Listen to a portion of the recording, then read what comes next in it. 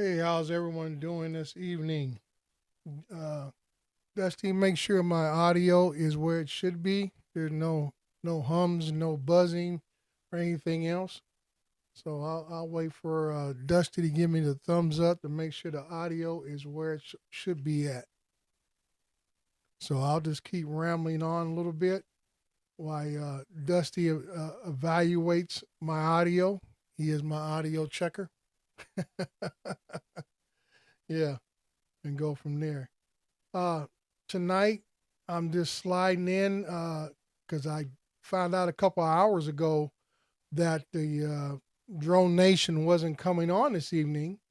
And, a lot of us are in routines where we expect to be able to do what we normally do.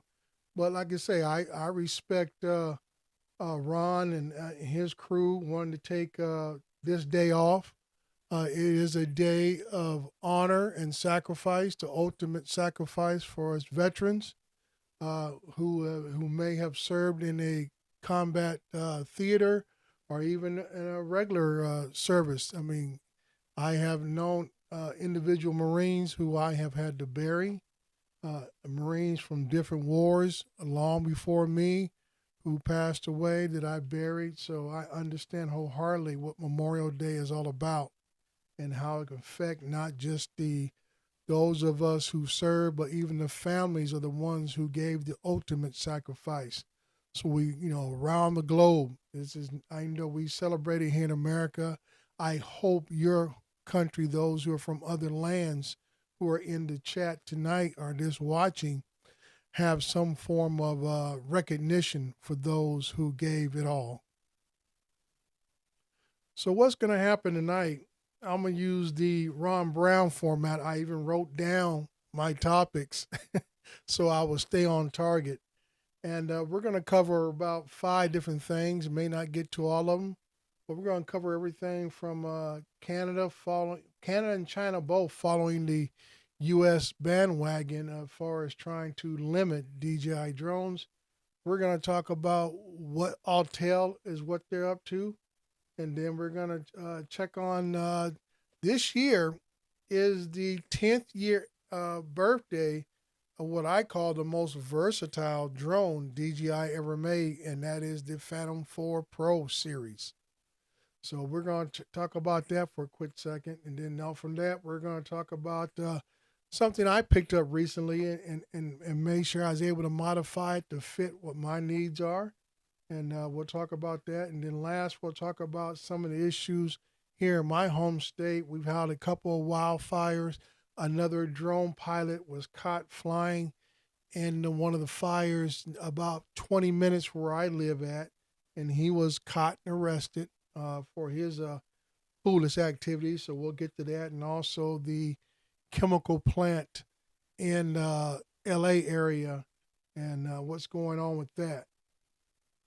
So I just want to give a quick shout out to those who are here. I appreciate you. East Coast Thrill was the first one in, I believe. Dom's here, Gator Drone. Jim, also, we want to give Jim a condolences. Our condolences to Jim for his father just passed after a long illness. I'm with you, brother. I understand what you're going through after just losing my mother a couple months ago. So I'm there with you, and we appreciate that. So first thing we want to do is on the list, like I said, we're going to talk about what Canada and what China did about a week ago as far as taking steps to limit DGI's influence in their markets. Like I say, when Trump went to go visit China last week, right before that, the Chinese government banned all sales and ownership within this. This is the particulars of it within the city limits of Beijing. And I don't know if that was just a political move or a security move or whatever, because I've not heard anything since out of China as far as any other regulations. But basically, now, if you plan on going to China and Beijing to buy a drone, you're out of luck. How you doing, Don? Glad to see you made it in. You're gonna be out of luck because out in Beijing itself, they have banned any sales of drones. You can still go in and buy a I guess a pocket camera, action camera, whatever in the DJI store, but you cannot purchase a drone. Now, to our neighbors to the north of us here in the U.S., Canada is looking at having similar legislation as far as limiting the imports of DJI drones.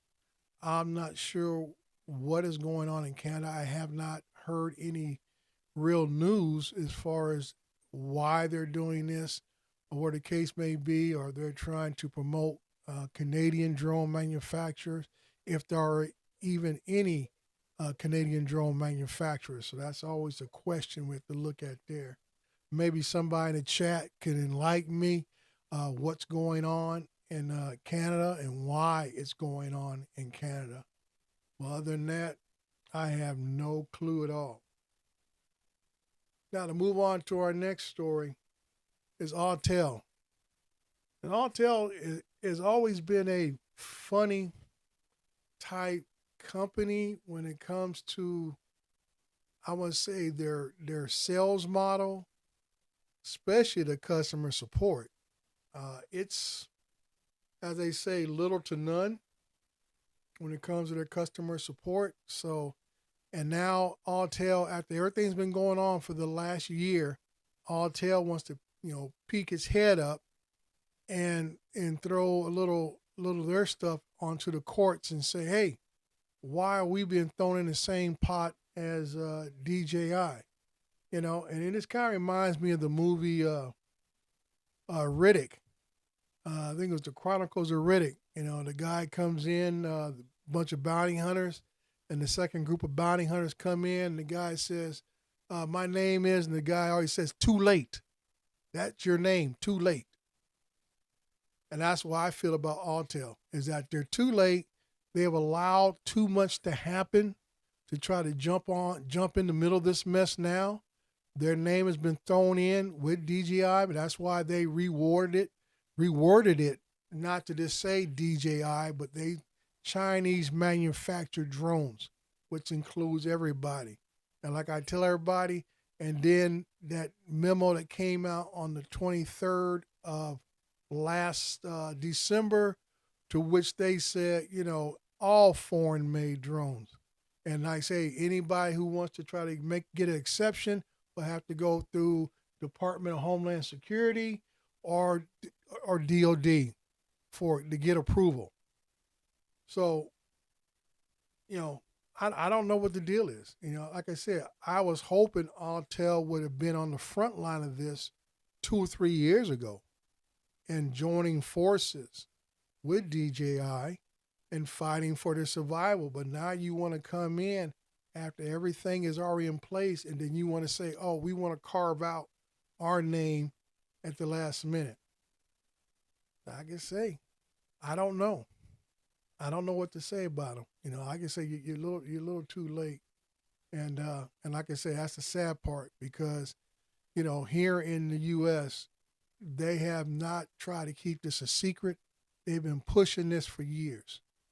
So you can't sit there and say Autel didn't know. They've been knowing, and like I said, we didn't know if Autel was even in the market. I mean, they used to be the number 2 on the list as far as best drones out there. But now, like I said, I'm seeing somebody in the chat talking about they just got their Autel back, for a while. And like I say, everybody's good until 2029, as far as firmware updates. FCC blanketed that for everybody. Hey, Joe, how you doing? So that's not nothing new. Everybody's under that blanket. They didn't pick out individual manufacturers and say, "Oh, you're excluded. You're excluded." Everybody got excluded until 2029. But like I say, that's just firmware. My question to those who fly Autels: when's the last time they put out a new drone of any type? I know they kind of geared their focus towards the enterprise level, primarily selling their 6K and drones, the Evo, was it 3, 6K, whatever it is. I always hear it as the whatever they call it, Rogue Bundle, whatever they may want to call it. Hey, Johnny, appreciate you coming in and stuff. So that's what I'm saying. I don't know what the end game is for Autel. Like I say, they've been keeping their heads down for the last 2 or 3 years, and all of a sudden they want to pop up and say, "Hey, we shouldn't be included." All I can tell them is good luck with that. See what the deal is, you know, and go from there. The next part kind of tickled me a little bit because I'm gonna tell you about somebody, and he hasn't popped up on my feed in probably about 4 or 5, maybe even 6 years. This guy, if we wanted to classify him, we would probably have to classify him as maybe the grandfather of drone reviewing or whatever. I will give him that part of the respect that we when I got in back in 2017, 2018, this guy was already the go-to drone reviewer, and he comes from the north of us here in the U.S. and he goes by the name of Captain Drone. And I know the running joke for him was always like he never met a drone he didn't like. But I have to give him a tip of the cap. This a couple of days ago, he did a very in-depth review of the Phantom 4 Pro 10 years later.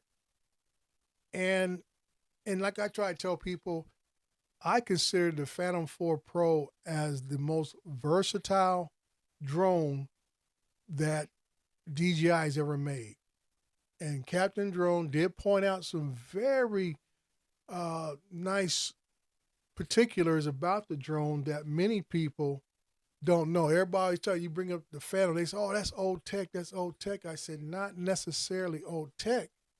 It's just some of the things is that the quality of some of these newer drones have slipped down. And one of the main points that he pointed out is that the Phantom in its camera system has glass. Most of the other drones going forward through the minis and everything else, Air 2s, 2Ss, and all that kind of stuff, have a composite material. They don't use glass. The Phantom is one of the prosumers or consumer level drones that had glass in the camera itself. So that was a big feature. Then he talked about some of the other features that the Phantom has that never got passed on to other drones. And that, some of that was I guess it was one of them was the flight path, where you can actually put your finger on the screen and draw out a pattern of what you want to fly, and the drone would just go. You know, there's never been other drones that have done that I'm aware of. Most of them have the follow me mode, but they didn't have where you can just draw something on your screen and the drone would just go and fly in that pattern until you tell it to stop and everything. And he talked about, he even did return to home landing. Drone landed right on the target, even though it stopped because he had it on grass. And like I say, one of the things that the Phantom had in it, that its sensors were able to tell if the ground below was stable enough for it to land on. Most of your newer drones today don't have it. They'll land in the water or whatever else. The old Phantoms wouldn't land in water. If the sensors picked it up that's unstable, it would just hover in that spot. Well, thank you, Don, that they're not necessarily inferior to glass, but it was just unique that the Phantom was one of the few drones at that time that used glass, and then going forward, none of the other drones had glass in them. But I know, Don, you're a consummate photographer, so I know there's been things that have changed in the photography world from glass to composite lenses and everything else. So I'm sure there's great comparisons in that field. But if you want to see that video, let me go ahead and put this screen over here, and then I will light it up. There it is. I don't know if you guys can see it or not, but he has two of them where he just did a couple of days ago. Then he has the original review of the Phantom 4 Pro he did 6 years ago. Basically, like, is it still relevant? But I encourage you to go ahead and watch this one he did 3 days ago, and talks about 10 years later. I thought it was a very excellent video, one of his best. And I watched, like I said, when I first got into this, he was the premier guy to go see. So that was the deal with that. So good deal to Captain Drones. I had to give him a tip of the cap for that one. So especially for a lot of guys who never flown a Phantom, and a lot of these guys want to quickly dismiss it, talking about, oh, it's old tech, it's this, it's that. Like I said, I still got two or three of them. Matter of fact, I still got a Phantom 3 Pro in my closet here. And I know I got a Phantom RTK there, and I know I got a Phantom 2, Phantom Pro version 2 that I use. And I mean, I used them up until about 3 years ago, maybe 4 years ago, before I purchased my Mavic 3Es to take over my mapping process. And that's why I am. I'm the type of person I don't switch up because whatever is just new. Long as what I use is getting the job done and it still meets the requirements, I'm gonna still use it till the wheels fall off of it. You know, because like I say, I could pick up a Phantom for $1,000 or less, and it works, and it was hitting everything. And the Phantom was the standard of the industry up until about 3-4 years ago. Now you don't see any work coming through that allows or a Phantom being mentioned. Usually the I would say the parameters start nowadays with the Mavic 3E for the most part. How you doing, Lance? Glad you can make it in and stuff. So, like I say, take the time, watch that video, especially for you guys who've never seen a Phantom, flown a Phantom. You might actually learn something about that drone and stuff, and that's why it's always been a hard drone to toss out or whatever and stuff, because it was just so versatile. It was a great consumer drone, and it has been the longest industry level drone to date and stuff. If all else, and like I say, even when we had that transition, when the geofencing was being removed and everything else, I still had jobs that had not fully been changed over yet, where I still had to use my Phantom, because the Phantom was easy to get a authorization, a release from DJI and stuff. I remember having a job out near Chino Airport, Ontario Airport, and my Mavic 3Es kept, I would say, limiting itself to the bow tie extension of Chino Airport. The Phantom would go up to the required feet. I think it was like 350, and it would fly that area. There's new housing being built, and it would fly that area no problem at all. But my Mavic 3Es were stopping at 192, even though I had clearance for all the drones. But that, like I say, the Phantom was just at that time, it just worked better. And go from there. Like I said, when I got the RTK, that was just like, extra backup of RTK in case something like that happened again. If I need to use RTK, I got it, and I did a couple of jobs with that. So I can't really complain at all, not at all. So we've already burned in about 22 minutes, so we're going to take a quick little break with my friends from Pilot Institute. To be the best, you have to train with the best. Pilot Institute.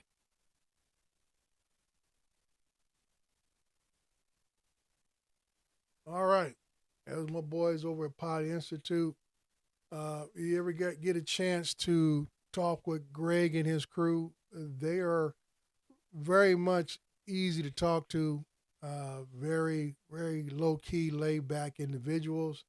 I always give them a hard time because I'm just so much older than they're like my kids' age and stuff. So I like giving them a hard time.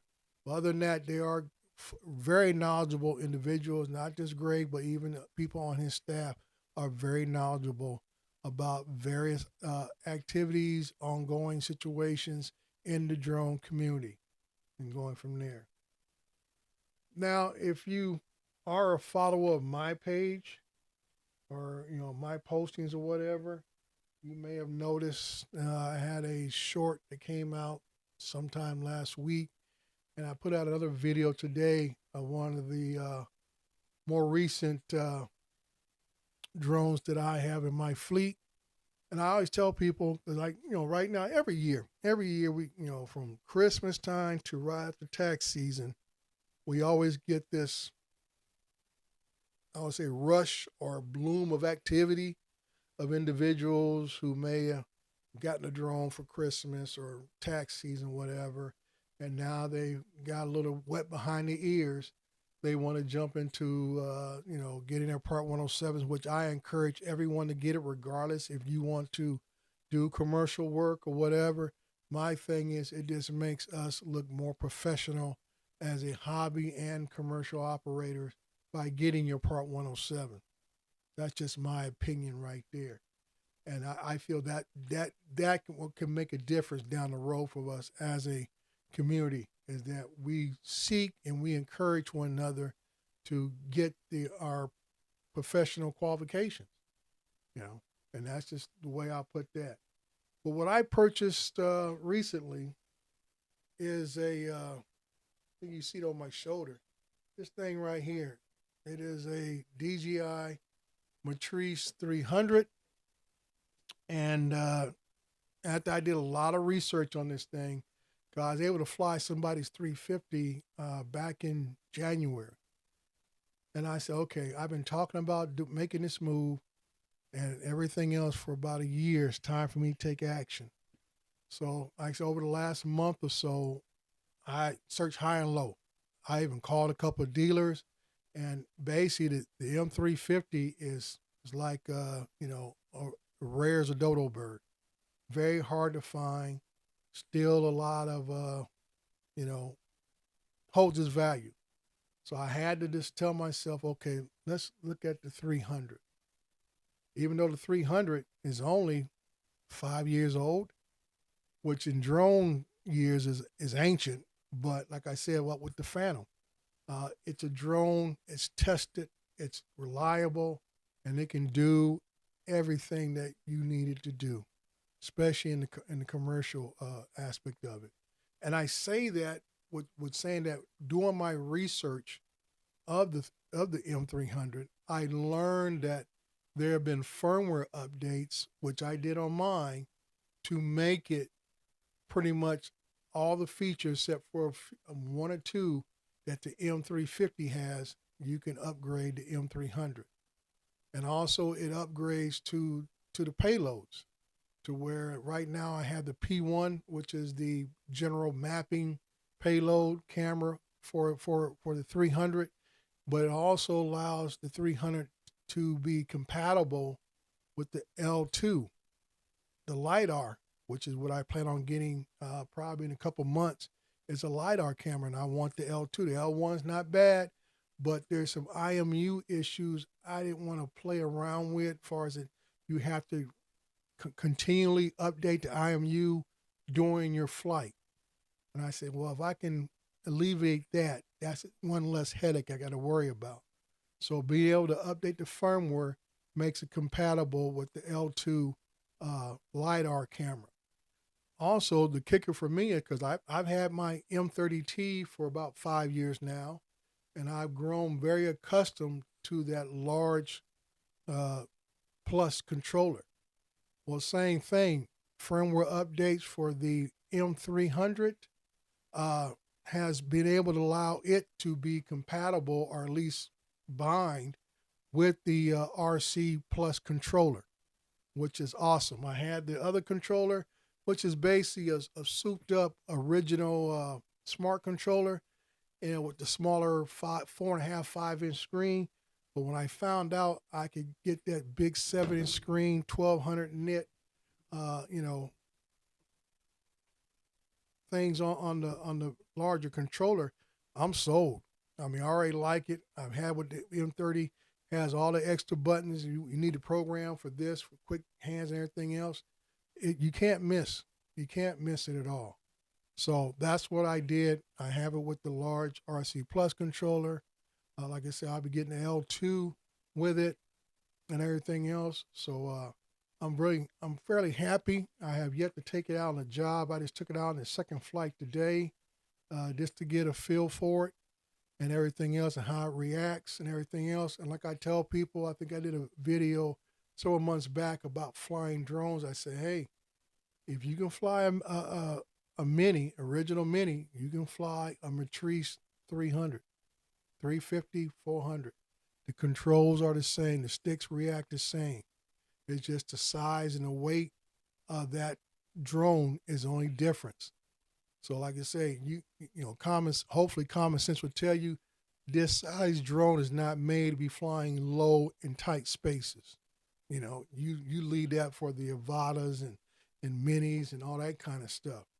So, and like I say, I know a lot of folks are looking for the Matrice 4E, which if you're just now getting into it, not a bad option.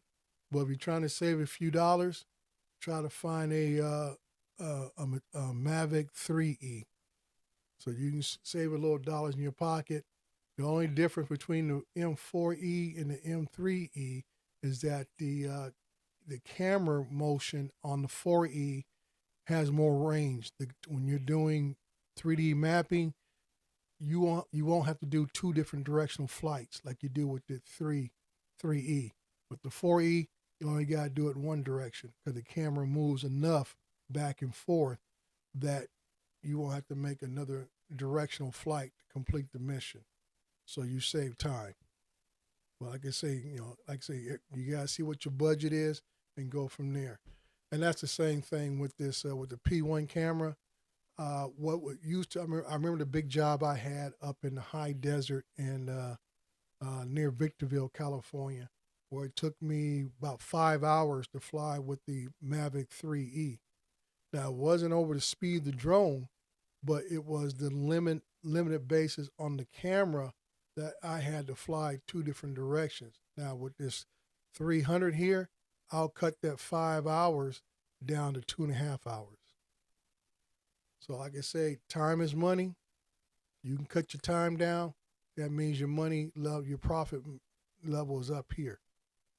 So those are the things I look at. Not that I need a newer drone because the newer drone's out. My pockets are not that deep just to buy what's out there. But like I say, what gets the job done is what's most important to me. All right. All righty. Let me take another break here and get a little word from Air Data. Data. When your flight data matters.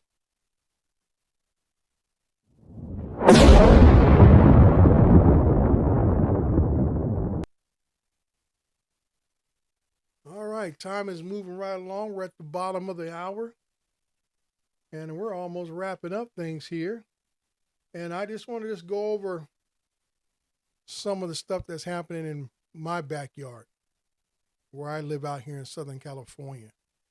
And once again, we have the Don't Be That Guy. I guess we might have the market corner here in California on Don't Be That Guy.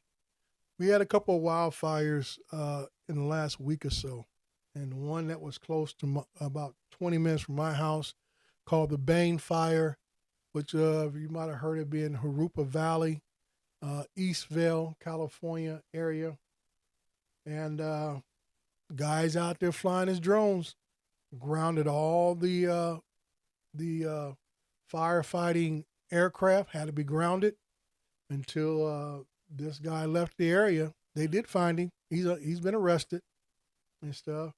But like I said, you would think with all the publicity, the guy there in the Palisade fire, running into the super scooper, you would think like, what hole have you been sitting in that you didn't think maybe I shouldn't do this? Maybe this is a bad idea. But like I say, don't be that guy. And I think we may have a good portion of the market right here in Southern California and everything. But there has been some good reports with drones. I know some people have asked me about the tank situation in south end of L.A. It's actually in the I want to say Garden Grove area, which is just to the east of Long Beach, California.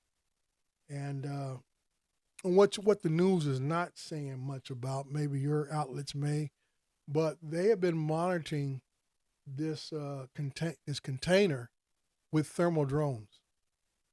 It's the only thing they can do. They can fly, continue to keep flying, as far as just bring it down for battery change or rotate drones in and out. But they've been using thermal drones to keep an eye on the heat level of that container, which has some type of uh, flammable fuel. It's not just flammable, but I want to think that, in my experience dealing with such type of chemicals, that either this can have a reaction, even if it becomes airborne.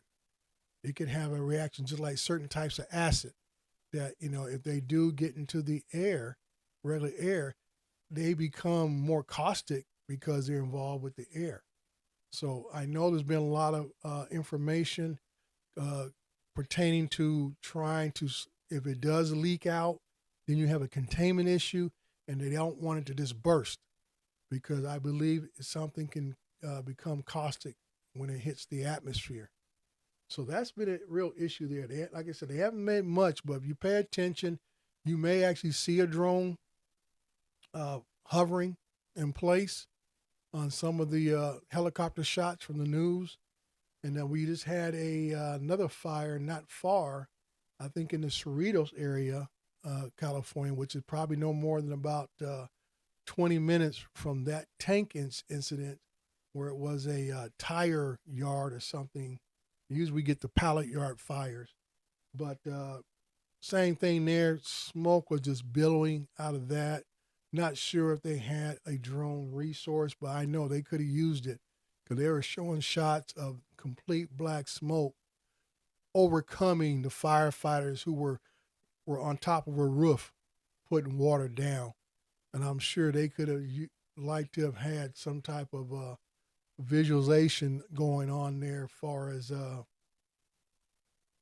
what was going on, or even the roof they were on. Because sometimes the fire can spread to the lower parts of a structure and make those support walls a little weaker.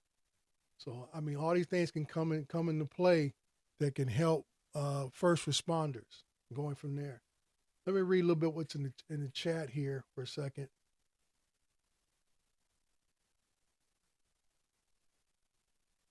Okay, Dominic talking about he had to do his test in Australia with a 3E.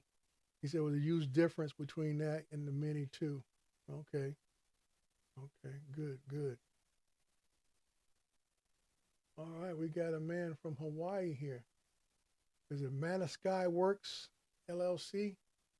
Right, that's the one that say he's looking for a 4E.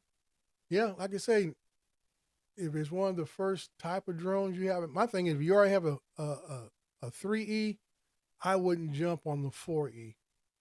It's almost, I mean, the step up is not that great and stuff. Like I say, everybody has his own reasons, so you do what you need to do for you and stuff.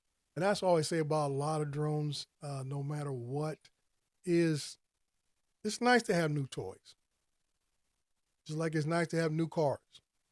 Nice to have new whatever it is that you like to have. But you also got to look at, I know for me, you have to look at, what am I truly gaining? Is the step up, or I said the new thing, really that much better than what I already have, then you gotta ask yourself, where am I at? You know, if I'm just getting started, and I tell a lot of guys I see on Facebook that talk about, oh yeah, I got a mini this, mini that, and they say I want to start doing real estate photography, and then the next word out of their mouth is survey work. I'm like, oh, I said, you can do all, hey JSK, you can do all the real estate work in the world with a mini drone, okay? Because, like I say, real estate work is primarily about editing and making that pop sizzle type video. Most of us here that I see in the chat know who Dono is, Ken Dono. And it's not about his drone footage that makes his videos pop. It's his editing and actually what he does inside. He doesn't even take that many drone shots anymore outside. He might use it as a reveal or a location shot to say, oh, this is the area where this house is at. Primarily, I would say 90% of his work is indoors. So when you talk about doing real estate stuff, depends on what your market is always a thing. But like I say, editing is going to be your biggest asset. How well can you edit? So that's the thing you got to look at. People who buy homes want to know what the interior is, more importantly, what the exterior is. So, like I say, the drone adds location or reveals, but like I say, 90% of your work is going to be inside. And that means you're going to either need to have either you're going to use a pocket camera, or you're going to use a regular DSLR on a gimbal to get those shots and stuff. And a lot of times it's about knowing your angles, knowing angles, those reveal shots inside of a house.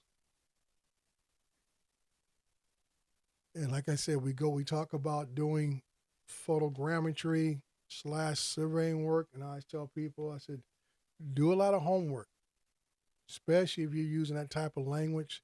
Your state or even your country may require you to be a licensed surveyor to do work. And I always suggest people the best way to do it is you just do data collection. Data collection, anybody can do it. Okay? Now, that means you're working for a surveyor and you're just out there collecting the data. Because when you're talking about survey work, that means your signature goes on those documents and that you can attest to the accuracy of those documents. That means you are writing your name down as a legal document attesting to the accuracy of that ortho 2D map or 3D map. And that's why I tell people, be careful what you're offering out there, because you can get yourself or whoever else you're doing work for in a lot of trouble.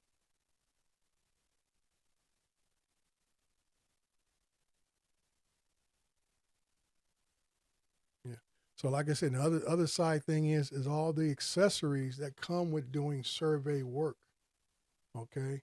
What I have here, hang on a second.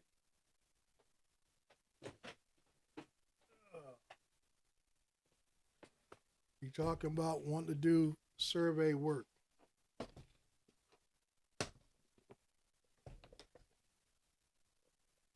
You're gonna need these. They're GNSS systems. Okay, I have inlet system. One is for a base station. The other one is the rover.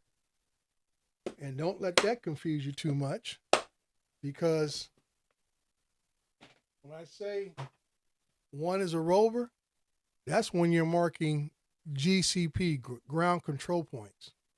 Okay? That's when you're marking those. That's why you need two of them. Now, when you're just doing a flight that requires RTK, different story. You still need one of those, or you use, I also have a DJI RTK system I keep in the trunk of my car, and I set it at a known point whenever possible, or I make it a known point, and you're going to need to know how to do that. And then your drone that needs to have RTK on the drone itself, because the signal comes from the base station to your controller to the drone. It doesn't go from the base station to the drone. It goes from the base station to the controller to the drone. That's how the signal works. Okay. So, as I say, your drone has to have RTK to receive the signal from your controller. And your controller connects to the base station. So, when you're just doing an RTK flight, this is what your bare minimum that you'll need is a base station. The drone is the rover, and your controller. And I've done quite a few jobs like that over the last several years. But I've also, been doing a few more. If you saw my intro, you see where I'm out flying some agriculture. Well, the main part I was showing in that intro is the GCP, that black and white target.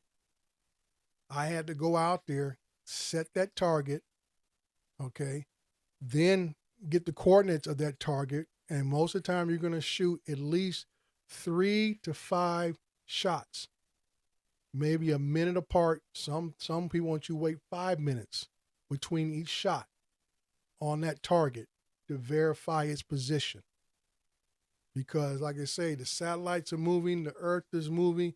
So just because you do it once, that's not accurate enough. You're going to need to shoot anywhere between 3 to 5. And even that's kind of like getting around the, in other words, you're trying to circle it in, make it as accurate as possible. That's why they want you to shoot 3 to 5 shots on each target. Minimum amount of targets, 3 to 5. So you got to think, okay, you got 5 targets out there. You got to shoot at least 5 shots on each target. So that's 25 shots you're shooting. And even at a minute apart, that's 25 minutes. 25 extra minutes you devote your time to doing that type of work. So I always tell people, when I get requests for this and they're trying to think you can just knock this out 10, 20. I said, no, that's not the way it works. The way it works to properly get it done right, because I'm not going to be interested coming back out here to do it again because you didn't give me the proper instructions or didn't give me the proper mount point that I need to work off, or even if I'm using in-trip with my inlets and stuff. Because what I can do is, if I'm using in-trip, I would still put a base station out connected to the in-trip system and use my base station as a relay to the controller, to the drone. Because one thing you'll learn is that with in-trip, the farther away the mount point is, the less accurate it is. So that's why you want to use a base station as a relay, so it will take the coordinates, as many as it picks up, and give a better accurate signal to the controller, to the drone. All right. So that's it. I guess I saw Ron Brown's announcement a couple hours ago. I sent a message to him that, let me go and slide in, because I know a lot of us, we have our schedule set for Drone Nation. So I didn't want to have anybody miss out on Drone Nation. They're more of the hobbyist side. As obvious, I'm part of the commercial side. And also next Sunday, which will be my normal day, the last call, I will be out of town. So this gives me an opportunity to be with you guys tonight, since I won't be able to be here next Sunday evening. So this is Dre of Recover One Drones. As always, I can tell folks, like I say, give me a thumbs up. If you're not part of my, subscription, please subscribe. I do a lot of videos out in the field, explain the process as I'm doing it.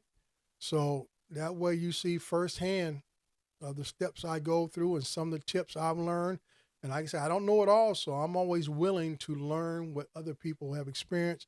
I actually learn from them. This is a part of a, if you're trying to go in a commercial realm, there is a whole lot of things to learn and stuff. And like I said, as drones have become more dominant in several industries, I say drones are not going away. They may limit as far as new drones coming in. They may limit where we can fly, but drones are still going to be needed to be used in the inspection industry, construction industry, gas industry, like I say, telecom industry. I just did a, you know, cell tower, last week. Like I say, drones are dominant. They don't want to put people up on these poles anymore. It's too risky. It's not as safe. You can easily get a drone up there and go from there. So I appreciate everyone who came out tonight, and I hope I'll see you in other shows later on during the week. Talk to you later. Bye bye.